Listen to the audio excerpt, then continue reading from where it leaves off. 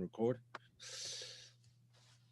So again, we were speaking about the inyan of the sefirot hagenuzot. The sefirot hagenuzot is the limitation or the tziyur in the oir rather than in the kalim. And the problem, so to speak, with this inyan is that if all the sefirot hagenuzot were misgale, kamoshaheim, in other words, if there would be misgale without the inyan of a tzimtzum, then there would be misgala all of them together, and there would be no Seder and Hadroga, there would be no order and no hierarchy of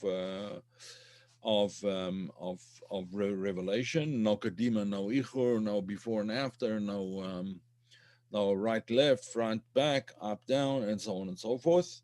And it would be a tremendous amount of Ora Kach that the Kalim would not be able to contain that Or, and it would not be regarded, therefore, as an Or Panimi. And the Holy Shtolshus, in fact, would not have existed.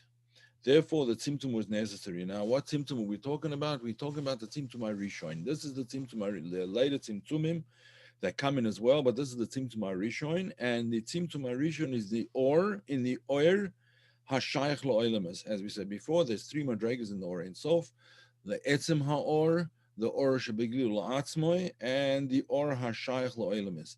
The tzimtzum was only in the Or HaShayach LaOlamus, and the purpose of the tzimtzum was that it should be able to be sefirot, that they would be drawn out individually. In other words, would be nimshach and mizgale individually as individual sefirot, and then obviously they could join together later on. But the fact that they were mizgale as individual sefirot because of the tzimtzum made the possibility that there would be nikar, right? There would be nikar, that you could recognize one and distinguish one from the other. So he gave Remember, a quick question on this introduction. Yeah.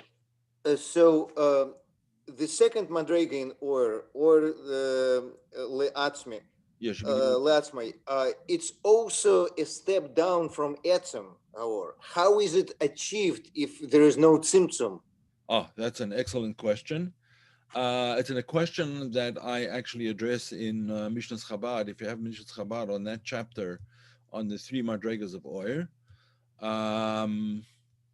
you could have a look at it over there. If you want to talk about it, let's not get into it in the shir over here, but it's an excellent question.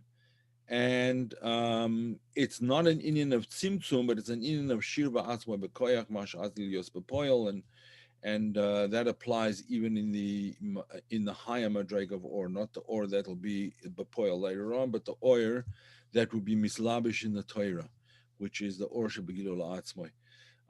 But I can talk to you about it more in detail and give you exact references in Mishnah's Chabad. Offline, okay, thank you.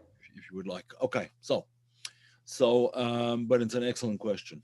Okay, so the second thing, the problem with so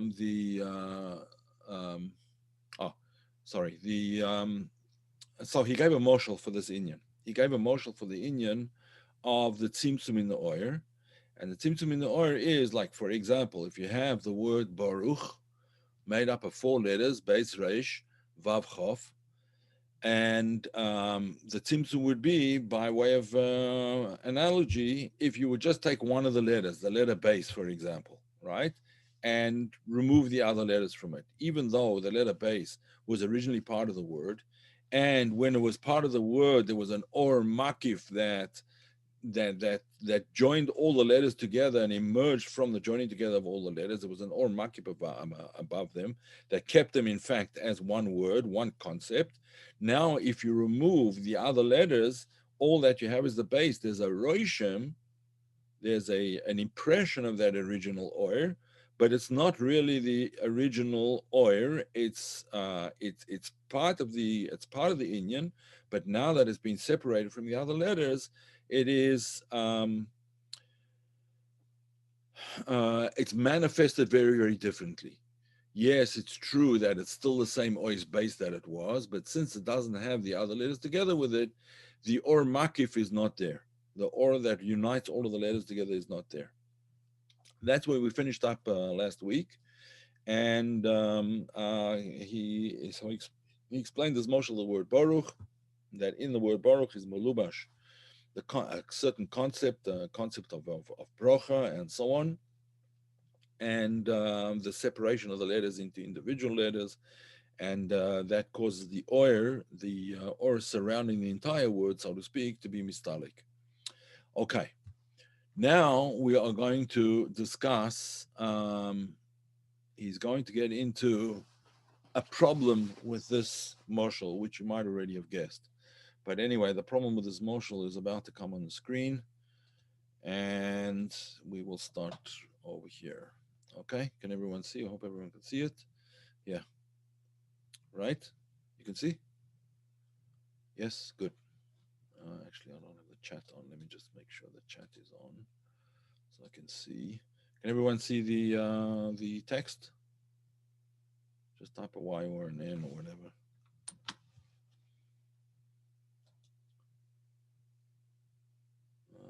Looks good. Okay, fine. Okay, so Vehine, this is Perikov Dalet. Vehine, b'moshel de oisius, in the moshel de oisius that we spoke about before, kain hu shebitchila, so it was in the beginning, shayabazeh haskola mufla'o. It was a wonderful idea that the word Baruch gave off, right? This idea emerged from the joining together of the letters of the word Baruch that is much higher than the sum of the letters. In other words, the sum of the letters is one thing, but the composite that comes together as a result of these letters all being joined in the word Baruch is something over and above the oisius themselves. So that's why it's called a haskola muflo'o. It's not just tama haskola from adding together like the various units, but it's a new inyan already when you add the letters together in a certain tziruf, the tziruf of the word Baruch. It's a haskola muflo'o. But when you separate the oisius one from the other, mistaleka or v'nisharak roshim levad. Then the or sort of disappears. It's removed. It's withdrawn. Although mistalek doesn't really mean withdrawn. It disappears. It goes up, etc.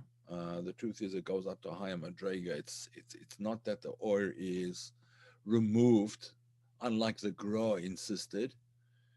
In fact, the Indian, the tzimtzum and the gra, there's those that say the gra didn't really say that, but there's a letter from the Alter Rebbe where he explains that he and Menachem Mendel of Vitebsk went to visit the gra to explain to him the Baal Shem Tov's shita in the tzimtzum, and the gra left town when he heard they were coming.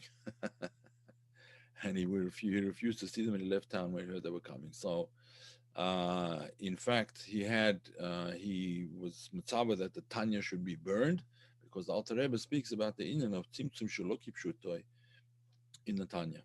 In any event, that's the inyan of mistalik or histalkus or. The or wasn't really nistalik, was ne'elam, but in any event, that's the way it is. Kshemafridim ha'oises mistalik or v'nisharak reishim levad. Ulechoira, this is the problem with the moshel. Ulechoira ze yitzdak im nemar da eses vidus hagenuzot I'm shosha kelim. This moshel would have been a very good moshel if we would say that the eses vidus hagenuzos are the shoresh hakelim. And in order for the eses vidus hagenuzos to be misgale individually, it was necessary that the or would be nistalik. That would be good if we say that that this was the SSV Zagnuz is a Shoresh Kalim. Why? Because oisius are Kalim. And therefore, the whole concept of bringing a motion from oisius is l'chorah talking about Kalim, not about oiris. Problem. Okay, so explains. And even though regarding the Oretz tzimtzum, the oisius were nevertheless in a state of complete header. There was no material existence in any way to them whatsoever. And the same thing is true of the hagenuzot, is that there was no inyan of metzius to them at all. They were there, but they were not there in a way that you could identify the Metzias.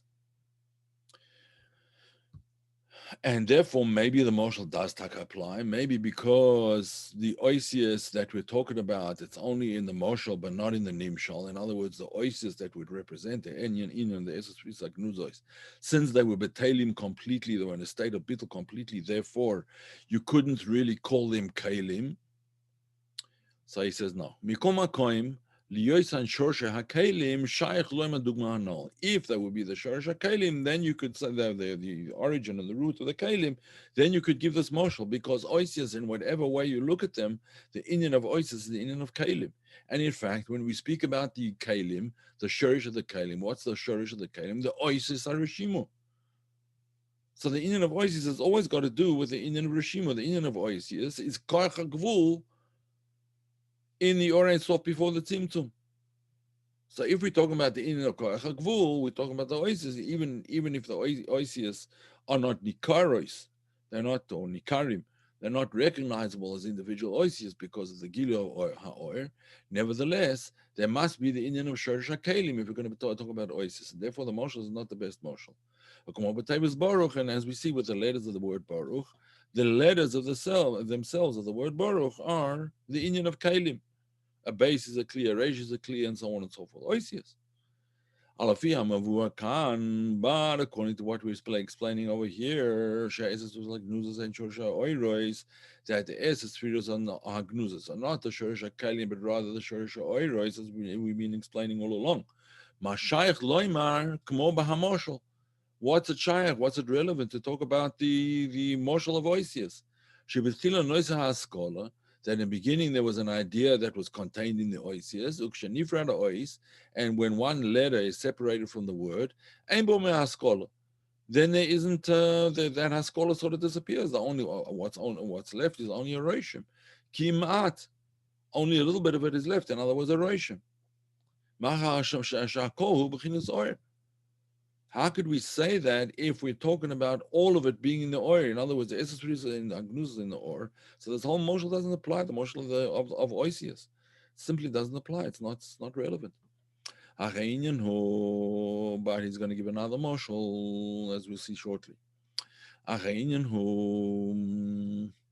yadua the ba'oy there's pnimis v'chitzonius. There's pnimis in the or, there's chitzonius in the or. I'm Ashikaz Lakaman, he's talking about Perik, like, Perik Kuf something or other, like, way, way, way beyond. I mean, we're in Perik Chof Dalet now. He's talking about Perik Kuf something or other. I don't remember what it is. If you want to know, I could tell you. It is Perik Kuf Chaf Beis, right? It's about 300 pages down the road, 290 pages down the road. So we see that the Rebbe Rashab had thought out this whole mimer prior to actually saying it, and so on. In any event, and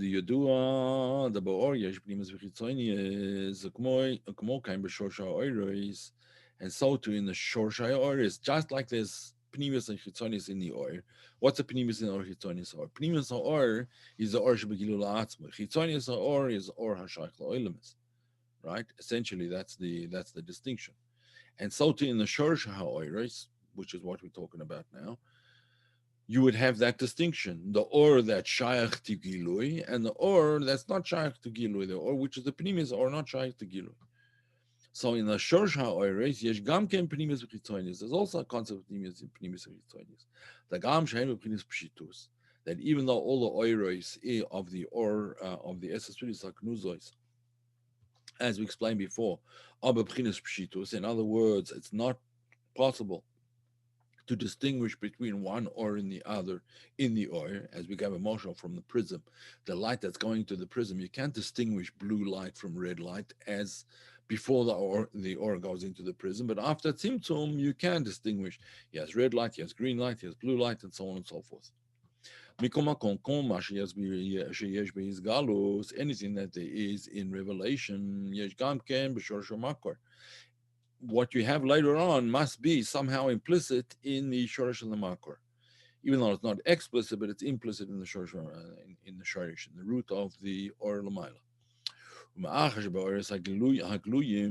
since you have in the oris hagluyim, yesh primus v'chitonius, there is the primus or chitonius, or the primus or again is the or that's not begilui to makablim. The chitonius or is or that's yeah begilui to the makablim, or what begilui to the oilim is the primus or one has to work for. The chitonius or that's sort of given in the bria, right? Within teva, Hakadosh Baruch vayomer Elokim yihi or vayihi or, right? That yihi or is the gilu haor.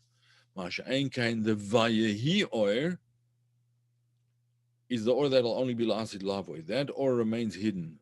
Yeah, ganzo lasid lavoy. He or ganazoi to be more grammatically correct. Lasid lavoy. Um, it was hidden away in yeshiva. They're not so grammatically correct. And in most Chabad yeshivas, so they say ganzoi, it's ganazoi. But in any event, so the oros agluyim, there's pnimis and chitonius. There's in the oros there's pnimis and chitonius. The chitonius or is the or that was misgale when Hakadosh Baruch Hu said vayom elokim yihi or, right? Yehi or vayehi or. There's two kinds of or. There's the yehi or and there's the vayehi or, right? One or is the or that was actually misgale in the creation, and the other one was will only be misgale lasid lavo and was hidden away in the Torah, genaza b'Torah, beikar in pnimis Torah. So since in the or that's behisgalus, behechech loymar sheyesh gamken shekenu gam b'shor shanu mkoiran, that there must be also pnimis chitonis in the or before the tzimtzum, and there is. Alkain shaykh loymar shabizaktus kulam, and therefore it's shaykh to say that with all of them together, hayabahem or na'ale yoiser, you would have an or that was on a higher madrega. Or Pnimi Yosef. That would be an or Pnimi. In other words, we're not talking about the moshel of oisius, which are kalim. We're talking about a moshel in the or itself. And he's going to give a proper moshel for it shortly. But in any event, we understand from the initial idea, what do we get out of the initial idea? That it's possible to separate oris one from the other, just like it's possible to separate one letter from the other. The problem with that moshel is it's not mechuvan, it's not precise. Why not? Because the moshel does not gives one the incorrect impression to a certain extent that we're talking here about kalim. So in order to correct that impression, he just explained that we have two inyonim in the or. You have pnimius or, chitzonius or. Now, why is that all? Why is all of this important? So we'll see shortly how he brings this into the subject that we're discussing, the or the sefirot hagenuzot. We'll see shortly. We can say even further. The hinan is balia, but tezayin the shorsha or is that all the shorsha oiros, all the root of the oiros above, in other words, just the oiros, but not the kalim, is the oisius of the shem havaya, right? The oisius of shem havaya, because the oisius of shem havaya is not the inyan of kalim; it's only the inyan of oiros. But there's different madregas in the oiros. There's pnimis or chitzonius or, and even in pnimis or chitzonius or, there's different madregas. There's yud and there's hay and there's vav and there's hay. We know later on in Seder Shtalshlus, the Yud corresponds to Chochma, the first hay corresponds to Bina, the Vav corresponds to the six sefirot from Chesed to Yesod, and the final hay corresponds to Malchus. So we see that there's madregas in the or itself, which you could call Al Derech Chochma and Bina and Zah, the six sefirot, and Malchus, but it's all in the Inyan of Oris. In other words, there's madregas in the Oris. It comes from Shem Havaya, yes, but all the Inyan of Oiris. There's a pasuk that says in Tehillim, "Gam ki b'choshech elech havaya oirli."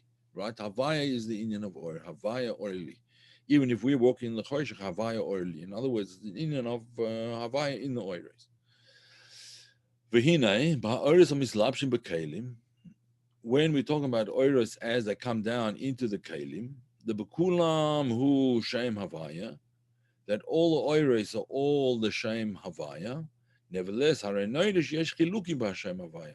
There's differences in the name havaya itself, even though it's all the name havaya, and we're not even discussing the differences between the yud and the k and the vav and the k. We're discussing the differences between The same oisius, Yud Kei Vav Kei, but with different nikud. So with one nikud, it spells the name Elokim. As we know, the Shem Havaya with the nikud of Elokim shows on an Indian of Bina. Masha'ink and the Shem Havaya, not benikud, but with its own nikud, in the nikud of Havaya, is the Indian of Chochmah. So it's going to explain this a little bit more. Again, הרי נויד שיש חילוקים בשם הוויה, בהניקוד שבוי. וכמו בכסר, שם הוויה בניקוד קומץ. וכן ניקוד פתח חולו. So in the Kavonas, and you find this actually in the Siddur in Shmona Esrei, you'll find that the Shem Havaya is written in the different brochas of Shmona Esrei. The Shem Havaya is written with different nukudos. For example, Atachonein la'adam das, the Shem Havaya is written with a patach. When we talk about the next bracha, the Indian of Tshuva, the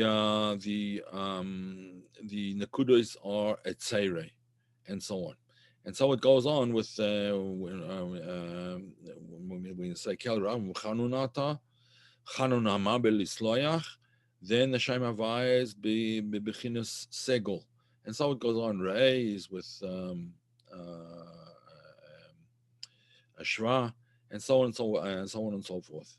And when it comes to Shover Oivim Umachnia Zaidim, that's with a comet, because that's the or of Keser.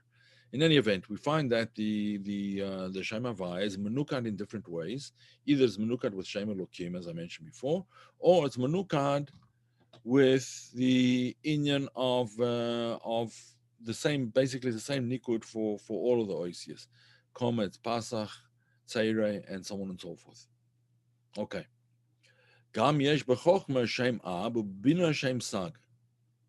Right? What's Shem Ab? What's Shem Sag? If you take the name Yud Kei Vav Kei and you spell it out, so the Yud is always Yud Vav Daled. The Hey could be spelled Hey Yud. It could be spelled Hey Aleph, or it could be spelled Hey Hey. Similarly with a Vav, the Vav could be Vav Yud Vav, Vav Aleph Vav, or just Vav Vav. And the same with the final Hey. Right? Hey Yud, Hey Aleph, Hey Hey. And that gives us the name. The Shemo is Ab Sagma Ban, right? When it's Milui, when the Milui is with a Yud, in other words, Hey Yud, Vav Yud Vav, etc., then it's Shem Ab. In other words, the gematria of Shem Havaya, when it's spelled out in full, is Shem Ab. In other words, the 72 letter, or the gematria of 7. It's not 72 letters, but it's the gematria of 72. And that's the Inyan of Chochmah, because Chochmah is Ayin Gimel, and that has to do with Chochmah, because you take the koil as well. Okay, Bina is going to be Shem. The Bina is the same as Shem Ab, except that the Vav is not Vav Yud Vav, but Vav Aleph Vav, and therefore it's 9 less, which makes Shem Sag. Shem Ma is Milui Alfin. Every letter is a Milui. The U is always Yud Vav Dalet. Then Hey Aleph, Vav Aleph Vav, and Hey Aleph makes 45. Shem Ma, and then finally Shem Ban is, or the Sfaradim say Shem Ben. We say Shem Ban. I think the difference is because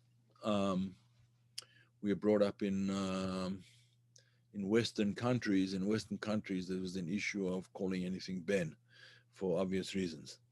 And therefore, they were careful not to use the word Ben, but they call it rather Shem Ban.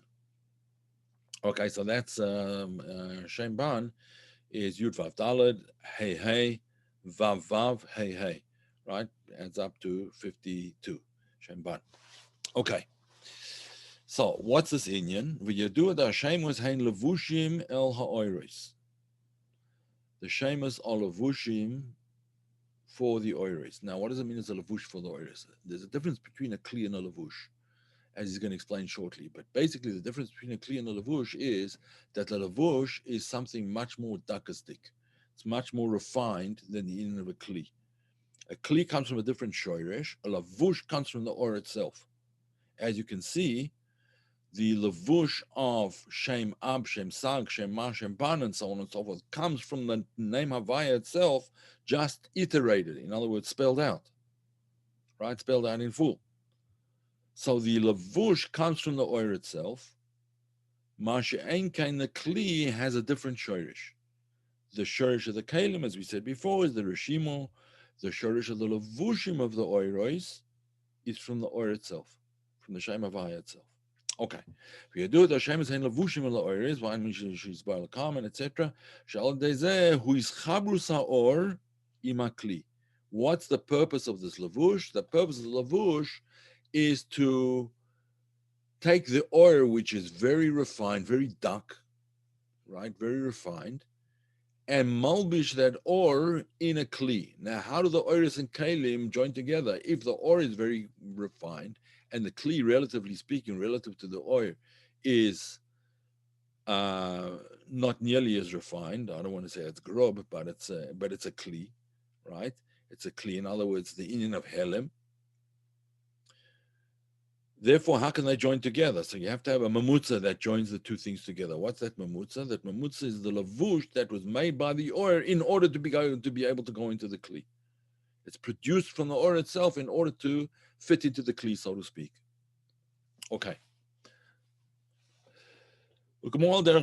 Shem Ha'adam, and as we see with the name of a person, the nira b'chush, that we see, we can actually see it tangibly, sheshmohu chayusoi, that a person's name is his chayus. How do we see that? The kashikorin adam b'shmoi, afilu tarud, that when you call a person by his name, even if he's busy, occupied, preoccupied with something else, he turns immediately towards the person who is calling him. For those of you around here who are married, that excludes your wife. When your wife calls you, somehow you don't notice, right?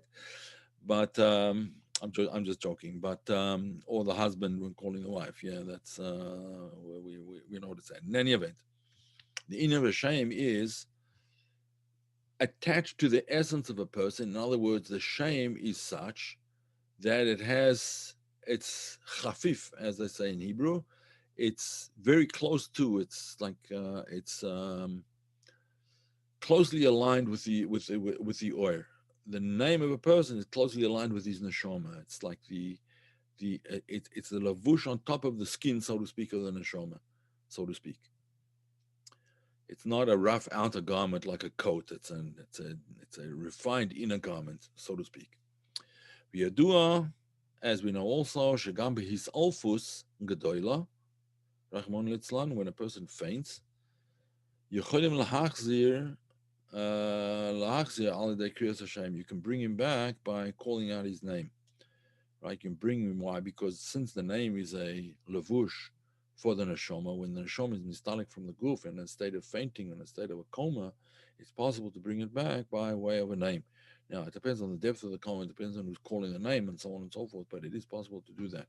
Of course, there has to be certain kavanas involved and so on, because I don't think that just calling a name if a person is in a coma is necessarily going to do anything. But there have actually been some experiments done that even when a person is in a coma, when someone calls his name, his or her name, there's a reaction in the brain, like there's actually brain waves that are detectable when a person is called by his name that weren't there when the name was not being called. So we see that even in a state of his alphos, even if the person doesn't wake up from the coma necessarily, but nevertheless there is some kind of recognition and acknowledgement of the person's name. Okay. Gamze muvan, but this is self-understood. Shashem eno sichloi dahan nishmasoi. That the name is not his actual neshama. We understand that it's only a lavush for the neshama. The hari koidim sheba neshama beguf, because before the neshama came to the guf, eno tzichel shum shem. It didn't require a name, and that though it has to do to a certain extent with your inquiry about the Indian of Gilgulim. The neshama didn't have a name, and it wasn't associated with a name, but it was associated with a history, and that's different from having a name. In any event, it doesn't require a shame witness lamaila. Why? Because the shame is only a lavush; it's not the neshama itself. כמו שכתוב, look at the Torah, ממנו, פרק 1, במבוא שערים. I think that's in מבוא שערים, yeah. No, I'm sorry. B'masha kasu la'adam lo matzah eza kenegdoi. It's on the pasuk rather. Adam lo matzah eza kenegdoi. The eza hu Hashem. When it says that Adam did not, that Hakadosh Baruch Hu did not, sorry, that Adam did not find for himself an ezer, he did not find someone to help him. What does it mean? He didn't find someone to help him. In other words, the story was that when Adam was created, he went around to all the animals. Lo matzah ezer kenegdoi. None of the animals was an ezer. Uh, what do they call it? A helper. None of them was a helper to him. In other words, none of them could be megala his pnimius until Hakadosh Baruch Hu created Chava from Adam. What's that inyan of Chava that he created from Adam? That's the inyan of the Shem. The Ezer Kenegdoi was his Shem, which is a fascinating concept. Ulan lo matzah Ezer Kenegdoi, the Ezer hu Hashem. When a Shoma according to Slapshus of the Guf, lo hayal Hashem. It didn't need a Shem. Didn't have one. It didn't need one. Rak shmis labeshes the Guf as tzricha l'Shem. Only when clothing the body did it require a Shem. And that was the Ezer Kenegdoi. V'hainu da Hashem hu, and therefore we understand that the Shem, the name of a person, who shmekasher is a neshoma ima guf, right? It's that which binds the neshoma to the guf. In other words, the or to the kli. That's the Indian of the Shem. And the same thing when the Shem is Lamaila, the oiros have a chitzonius, which is called the Shem, right? And that name, that Shem, as a Shem Kadosh, binds the oir to the kli. It connects the or to the kli. To bind the or to connect the or to the kli. In the Oren Sof before the tzimtzum, Yesham is Kalul Shosha Oris. Nichlusham Gamken Hashemis, the Oris the sefirot. The Shemus were also included over there, but they were not Nikar. Right? In the Oren Sof before the tzimtzum, the Shemus were not Nikar. The Masha Omar Hayahu Shmoi, Zeu Ba'orin Sof Kormalos Aratzon. That was prior to the Ratzon for Oilemis. Alos Aratzon always refers to the Ratzon for Oilemis. So that inyan of Hu Shmoi Echad was like one thing, Mamish, and therefore not Nikar. That was before Alos Aratzon, before it arose in his will that there should be a creation. But once it arose in his will that there should be a creation, then the Shemos are Nikarim as individual Shemos. Okay? And again, David, that has to do very much with the question that you asked, Lagabe, the inyan of Or Shebegilu La'atzmoy and Or Hashayach La'oilemis and Etzema Or. That's the difference between them has to do with this inyan as well. In any event, Shuhu Bechinas Shem Echad, that before the tzimtzum, it was before Alos Haratzon, it was Bechinas Shem Echad. Not Shem Mois in the plural, but only one Shem. Why? Because there was no inyan of the hisgalus of that Shem. It was Shem. That name was only the name for HaKadosh Baruch Hu himself. It only applied to him himself, and it was only for him himself. There was no inyan of Shem Mois. Shem Mois for the sake of the Bria. But Shem is his own inyan, his own hisgalus of himself to himself, so to speak. That's the inyan of Ha'or Shebegilu La'atzmoy. What's the inyan of Shebegilu La'atzmoy? That's the inyan of the Shem Echad before Alos Haratzon. And he explains a little bit further. V'hainu k'moshin zba'aleh perek yuzayin the koram Alos Haratzon before the rose in his will. Shu sefirot ein kates b'bchinas pshitus. And that's the inyan of the infinite sefirot and sefirot b'bchinas pshitus, not distinguishable one from the other. But when you have Alos Haratzon, then we have the Indian plurality, a plurality of Shemois, and that's the plurality of Shemois with different Nakudois, or Shemois with different Absak Ma'ban, or Shemois, as we'll see later, Shemois Elokim, Keshem Shin Dalad Yud. Shemois is associated with the individual Sefirot. Shem Kel B'Chesed, Shem Elokim B'Gvura, and Shem Adnan B'Malchus, and so on and so forth. B'Bechinas Hashem Mois in the plural, Shaykh Loimar, There it's shaykh to say, be started kol hashemus yachad, may behem or elon yoiser.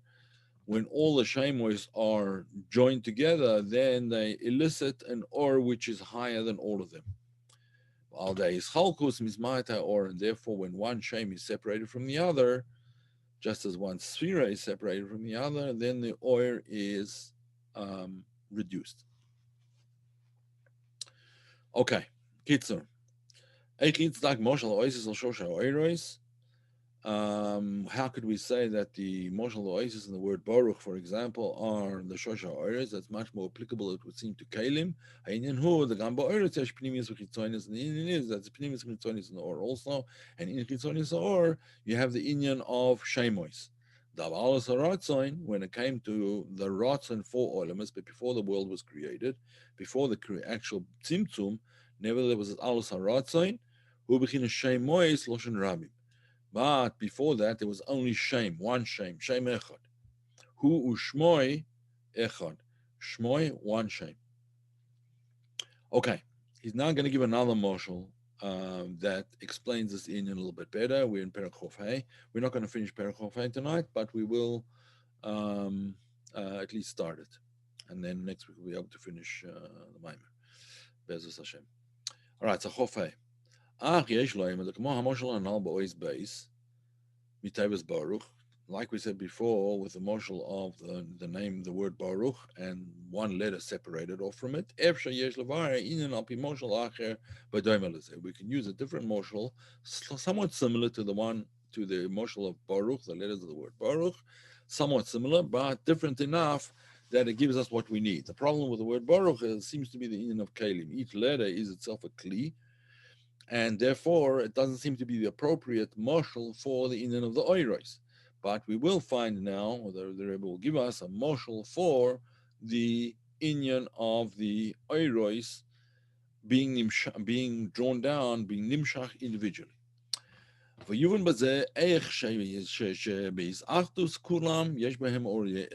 we'll understand through this marshal how when all of the oasis, or rather all of the inyonim, all of the ideas, as we'll see later, are together, then it's mamshichan or elyon. In other words, an or elyon rests above them. That is the whole that is greater than the sum of the parts. But nevertheless, each or can be separated and without having to come into the difficulties of Kalim, and he's going to explain it now. V'hu hina al derech moshel, kol inyan sichli harayesh bo inyonim rabim.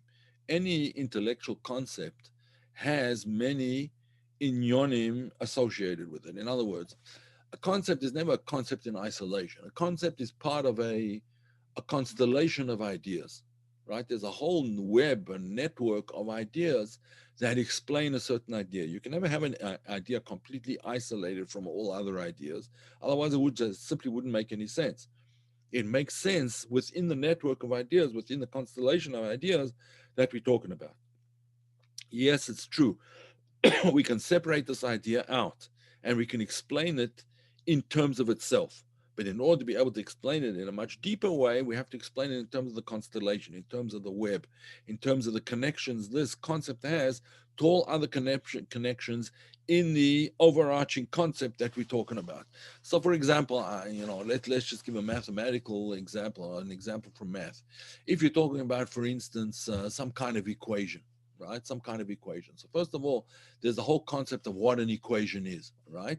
And then there's the various parts of the equation, the various functions, and the various. I'm not a mathematician, but I'm sure David could help us over here. The various components of an equation, each could be explained on their own, but when they're put into an equation, then you have a certain concept that is understandable beyond the various parameters of the equation itself, beyond the various components rather of the equation itself. Okay, what the equation means. Okay, so again, this could be in a sentence. It could be in the same thing applies to a sentence. Same applies to any concept, to any idea, whatever the idea may happen to be. There are component parts to it, and although each one can be explained independently, they belong to a web of concepts. Okay, so he explains this a little bit further. Again, هنا על דרך משה כל עניין שכלי, הרי יש בו עניונים רבים שבהם מובן העניין שכלי. והיינו, מה שהשכל מסחלק לפרטים רבים. The seichel itself, the ideas itself, is divided into a number of different details. So, for example, in a mimer, when you're learning a mimer, you're learning a mimer about a certain concept. So you'll find very often, you find this very often in the Rebbe Rashab's mimer or Maimorim. Yeah, in order to be able to understand that, first we have to understand what this thing and that thing and another thing. In fact, we just did it. In order to be able to understand the Indian of Hichchalkus HaOiros, we have to first explain that there's an Indian of Primus HaOr and Chitzonius HaOr, right? Those are two components, those are two things in the whole concept of Oir, which is going to help us understand how Or can be individuated, how Or can be Melubash in a Kli eventually, but as an individual Or, and how the sefirot hagenuzot are the shoresh of those individual Oiros. That's what we're heading for. And this is what he's going to explain.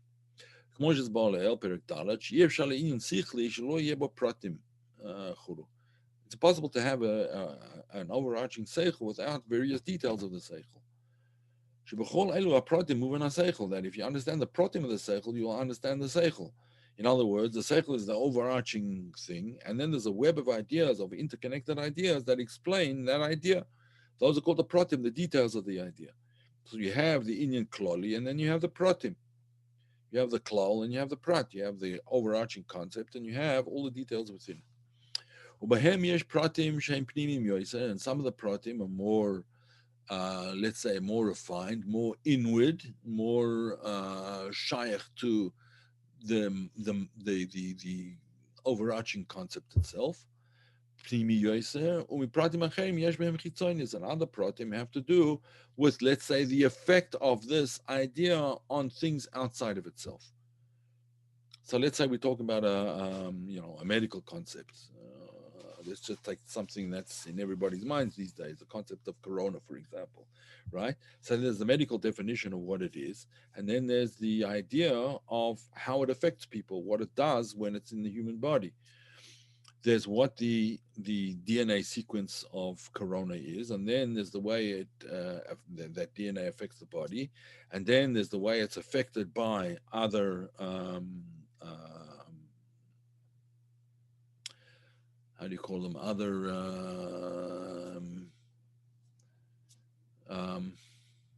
I guess, other DNA or other whatever.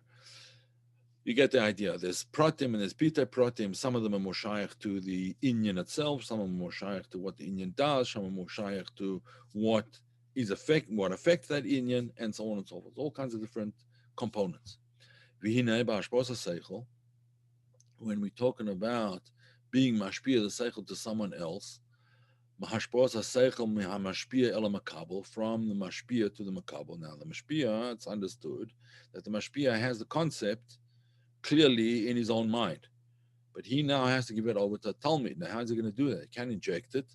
He has to give it over piece by piece, little bit by little bit, right? A little bit at a time. He can't give over the entire concept all at once. Why? He can't give it all over at once. It's impossible because it's a broad topic. Similarly, the Makabal himself can't accept it. He can't learn everything in one shot. It's just not going to be possible for him to grasp everything together.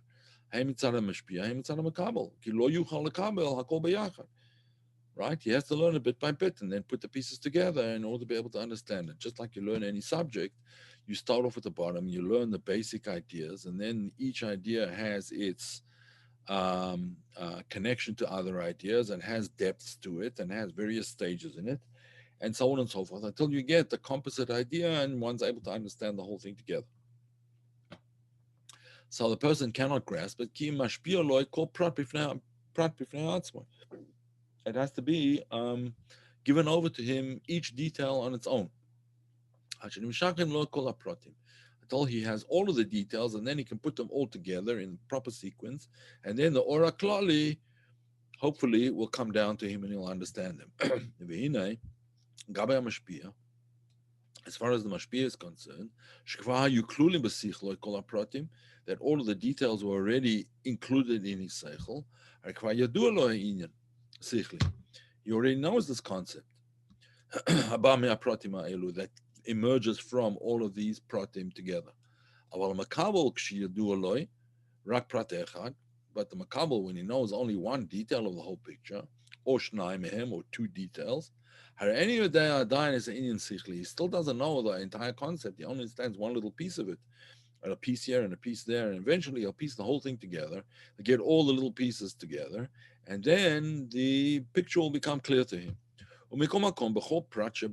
Nevertheless, as regards each detail, so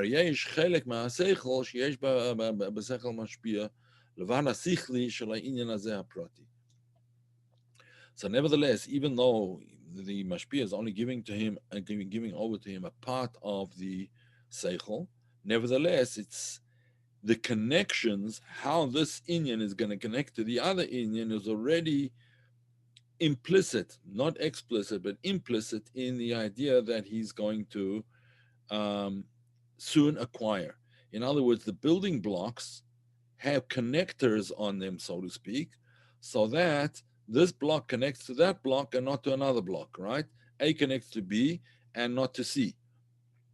So to be able to understand the concept in its proper context and its proper connections, right? That's basically what we just said. Tahari inyan prati, hu inyan sichli prati, because any individual inyan is an individual seichel, umikol hapratim yacha, muvan ina sichli. And from all the details altogether, you'll understand the overall overarching concept. Zeu esem hasichli amuv mi'elu hapratim, which is the seichel that you understand from all the details together, overarching idea. B'chol prat b'fnei atzmo haralavad hasichli haprati, besides this particular inyan that he's talking about now, this particular inyan, which might be the inyan of one sefira, what the inyan of chokhmah is, or what the inyan of bina is, let's say, or something, that's the seichel prati that applies only to chokhmah or only to bina. But there's also another seichel. Yes, there's an inyan, again, ובכל פרט בפני עצמו הרי לבד השכלי הפרטי של העניין הפרטי הזה, besides all that, יש בו חלק מעצם השכלי. It has part of the broader overarching seichel that the mashpia wants to present to him. That'll only come out, it'll only emerge afterwards when he has all the pratim together. Hamuvar mikol hapratim. The seichel that will be understood later on from all the pratim together. Rashu b'chin is miut legabe k'mo shehu b'seichel mashpia. But obviously, it's an lower madrega than it is in the seichel mashpia. Why? Because that overarching concept that the mashpia, once it gives the makabel, is already grasped by the mashpia, and that in the mashpia is connected to other inyonim besides the inyan which he wants to explain to the makabel, for which he has to break down that inyan further into various pratim in order to be able to transmit it to the student, for the student to be able to understand. But in the mashpia, that in itself is connected to many other inyonim. So therefore, it's on a much higher madrega. And the mute from the mashpia to the makabel could be in one of two ways. Or shamakabel enu yadea maybe not dying klal is masichli sheyavo me'apratim. Either the student doesn't yet understand the overarching seichel that will emerge from all the details together. Umikol makom gam shamakabel enu yadea, and even though he doesn't understand the overarching inyan, mikol makom yesh chelek mimenu b'chol prat, the overarching inyan leaves a part of itself, so to speak, in each detail, because it's a detail of this particular idea. Or or perhaps he does understand the overarching seichel, but it's on a much lower madrega than the level of the mashpia. He might understand it. Let's say we're talking about, I don't know, an inyan in halacha. Let's say we're talking about an inyan halacha. So he might understand it in the realm of halacha, but he doesn't understand it in the realm of the origin of the halacha yet, right? In other words, how it emerges out of the Gemara. And then he for sure doesn't understand it, how the Gemara emerges from certain inyonim ruchnim, right? There's this particular, there's the opinion of, let's say, Hillel and Shammai, and Hillel says what he says because of this ruchnistic union, and Shammai says what he says because of that ruchnistic union. And of course, the Makabel, who only knows the halacha as it is in the Shulchan Aruch, doesn't yet understand the derivation, and he for sure doesn't understand the forces that go into that derivation, the forces in Ruchnias, the Inyonim in Ruchnias. Okay, in any event, we understand what we're talking about over here. By the Mashpia, it's on a much higher Madrega, and by the Makabel, on a much lower Madrega. Why? Why is that so? Ma'achash any yodes apratim מאחר שיודע שאינו יודע את הפרוטים, והפרוטים הרי המה שמביאים את עצם השכלי. He may know the general concept, but he doesn't understand all the details, all the connections, all the inyonim clearly yet. He might have the general halacha, like for instance in Kitzur Shulchan Aruch, but he doesn't know all the pratim that are behind this particular inyan. And for sure, he doesn't know it on higher madrigas. While the mashpia shekvar yodes kol hapratim, but through the mashpia giving it over to him, that he knows all the pratim. Haro yodeh b'toiv ubebirur es hasichli haba mikol hapratim. The mashpia does know the seichel, and therefore he can give it over slowly to his makabel. Mikol hapratim ha'elu emeretz lo haseichel hamusag v'hamuva me'hapratim begilu b'chol prat uprat. He knows it in a revealed way in each and every detail. But the Makabel doesn't have it that way. Since he doesn't know it yet, he only knows a little bit of it. Therefore, he's not able to yet grasp the implications and the overarching chokhmah of this particular seichel. Right? Therefore, it's a reduction. It's a reduction in the or. The way Mashpia has it is much greater than the way the Talmud has it right now.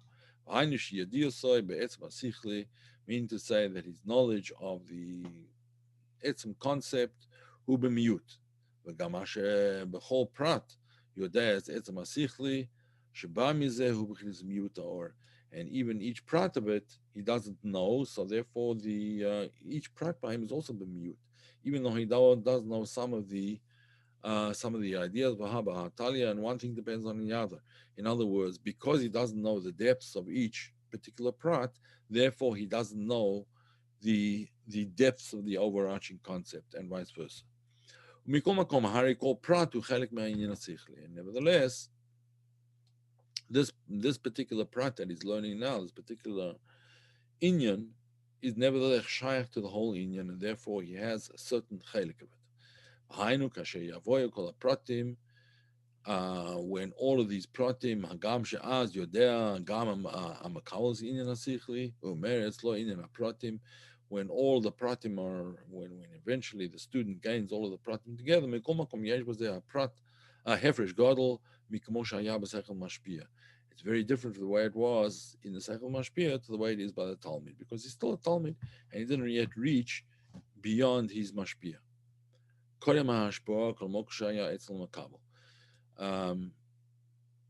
Before he gave it over to his Makabel, the Rabbis understood it on a much higher Madrega. The Hare, Game Mashpia, you are protein between his Dakus and Ruchnias. In the Mashpia, these inyonim were not just the grober details, but they were Badakus that were refined, and Beruchnias that were spiritual inyonim essentially, the Bechinis Hapshota, stripped of their physical components, stripped of their more outward form. And therefore he has the inyan Badakus much more. But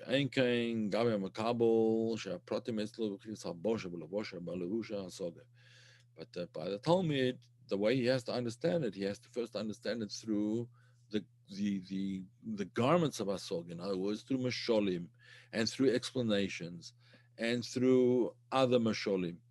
Like it says about Shlomo HaMelech, Vayidaber Shlomo Shloishes Halofim Moshel.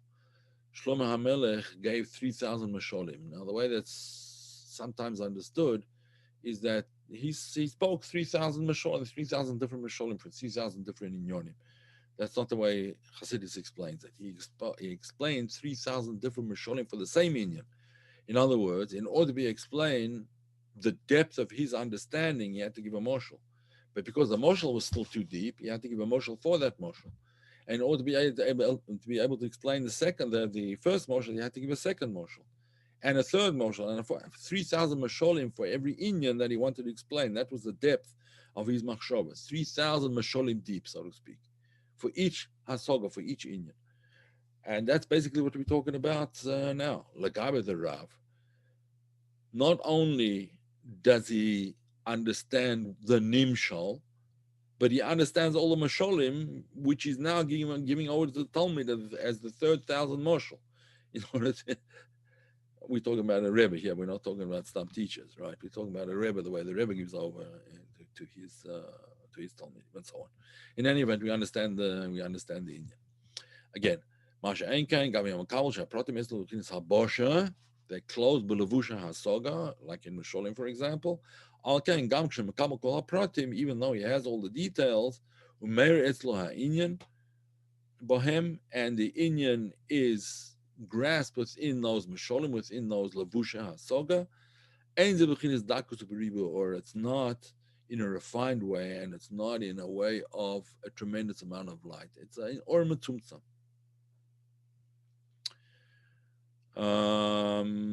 Just a couple more lines. In fact, two more. The end of this line, one more line. We're not even talking about the etzem hasechel, the pnimis hasechel, the oimek hasechel. Kimal hasechel hamusag umuvan ba'inyan she'etzel mashpia. We're not talking about the depth of the concept. We're only talking about the way it's understood by the mashpia. Mer ba'haprotim ribo or be'ilu madregas. The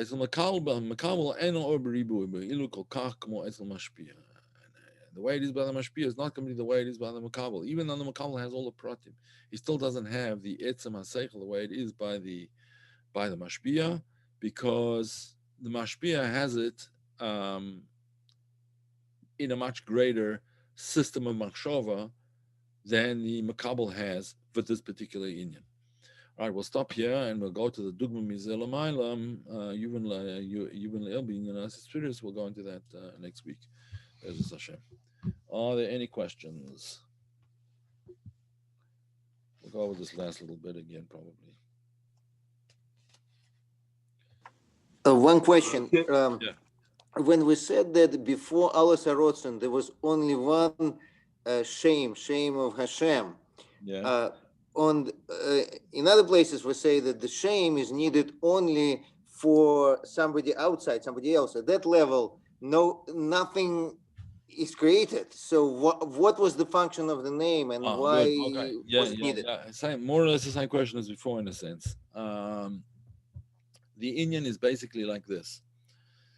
Then, in order to be able to, let's put it this way, in order to be able to bring the or to have a shaykhus to Giloi Lo'olamis, right? In other words, Ha'or Hashayach Lo'olamis. In order for there to be Ha'or Hashayach Lo'olamis, so there has to be an in-between madrega between Etzem Ha'or and Ha'or Hashayach Lo'olamis, right? That's the inyan of Ha'or Shebegilu La'atzmo. In other words, what's the inyan of Ha'or Shebegilu La'atzmo? It's not that the Etzem Ha'or was not Begilu La'atzmo, that he didn't know about it, so to speak. But he knows about it. When we say that Ha'or Shebegilu La'atzmo, that's the Or Kaviochel that HaKadosh Baruch Hu knows about, that could be revealed later on, in whichever way it's going to be revealed. Again, what we're saying over here is that by mashpia, the way the or is by the mashpia is not going to be the same as the way the or is by the makabel, even if the makabel has all the pratim, right? So in other words, even though we're talking about the or, which is shaykh lo-oilemis, and the or that's given over to the oilemis eventually is after the tzimtzum and so on and so forth, is going to all be all that or is going to be given over, so to speak, or all the or which is a shaykh lo-oilemis. It's for sure not going to be the way it is by the mashpia in that particular inyan, and how much more so legabe the way the inyan is by himself, of himself to himself, so to speak. That's the inyan of the shame. The inyan of the shame is like ki'ilu alavush. Hashem echad is the inyan of a lavush that'll be able to come even to the inyan of a ora shaykh lo'elamis. So that is the role of mimutza. Yeah. Okay. It's at that madrega. I don't know if it's actually called mamash memutza, but it could be. I'd have to look it up. If it's called a memutza or if there's some other lotion that's used for it.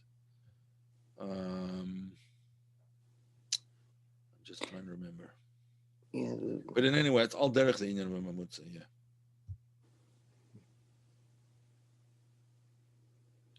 Okay. All right. Any other questions? All right. We'll call it a day.